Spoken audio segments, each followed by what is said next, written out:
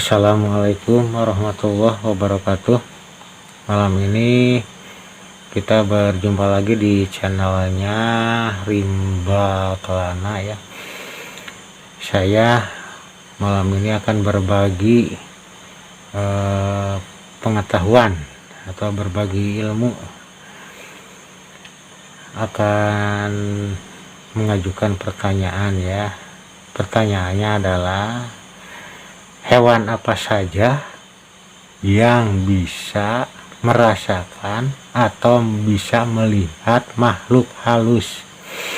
Nah, di sini saya akan menjawab. Jadi, hewan yang bisa melihat makhluk halus diantaranya yang pertama itu ayam, yang kedua anjing, yang ketiga tokek. Nah, ketika hewan-hewan malam itu berbunyi, itu tandanya adanya sosok makhluk halus ya. Kenapa ayam bisa melihat makhluk halus? Karena mata ayam itu mengandung cahaya mengandung ultraviolet. Contoh sekarang ketika kita jam 1 jam 2 ya pagi, itu ayam berbunyi. Nah, itu ayam berbunyi menandakan itu turunnya para malaikat ke bumi gitu. Jadi bunyinya bukan kongkorongok, itu sebenarnya kalau ditelaah itu ayam itu berbunyi bertasbih itu. Subhanallah, subhanallah, subhanallah ya. Ayam itu berbunyi begitu ya. Jadi emang kita sebagai manusia nggak dengar kalimat itu, padahal kalau ditelaah benar-benar kita diresapi, itu ayam itu ketika berbunyi jam 2 jam 3 itu melihat para malaikat turun ke bumi dengan mengucapkan tasbih yaitu subhanallah. Ayam aja bisa mengucapkan tasbih, bisa bangun.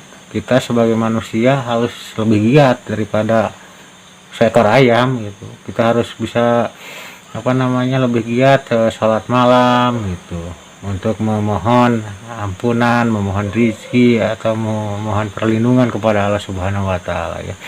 Karena di melaksanakan sholat malam itu faedahnya atau manfaatnya sangat luar biasa. Ketika orang lain tidur, kita munajat kepada Allah atau berdoa kepada Allah Subhanahu wa Ta'ala dengan keikhlasan, kerendahan hati, yakin kepada Allah Subhanahu wa Ta'ala, pasti doa kita dikabul oleh Allah Subhanahu wa Ta'ala. Itu mungkin sekilas tentang hewan-hewan yang bisa merasakan atau melihat makhluk halus. Kalau anjing ya, anjing itu suara anjing terkadang ada tampil atau datang penampakan kayak apa. Nah, kita sebagai manusia harus eling, mencek bahasa Sunda nama eling, harus berdoa memohon kepada Allah dari godaan-godaan setan yang terkutuk. Begitu juga suara tokek itu terkadang berbunyi yang mitosnya itu sedang melihat makhluk halus di sekitaran sana gitu. Tapi kita kembalikan lagi ya semuanya kepada Allah Subhanahu wa Ta'ala, karena Allah Subhanahu wa Ta'ala yang mempunyai dan menggerakkan mengungkapkan kata-kata mereka gitu, yang mempunyai segalanya yang berada di muka bumi ini gitu. Kita tetap berdoa dan memohon hanya kepada Allah Subhanahu wa Ta'ala gitu. Dan antara doa dan ikhtiar itu harus seimbang gitu. Doa tanpa ikhtiar itu mungkin nggak kelaksanakan ya, nggak ada penghasilannya atau apa. Tapi ikhtiar tanpa doa tidak akan barokah gitu. Jadi kita harus seimbang antara doa dengan ikhtiar. Nah, terjadilah kata itu barokah atau manfaat lahir dan batin ya. Mudah-mudahan bermanfaat. Mohon maaf bila ada kata saya yang salah ya, soalnya saya berbicara dari pengalaman ya,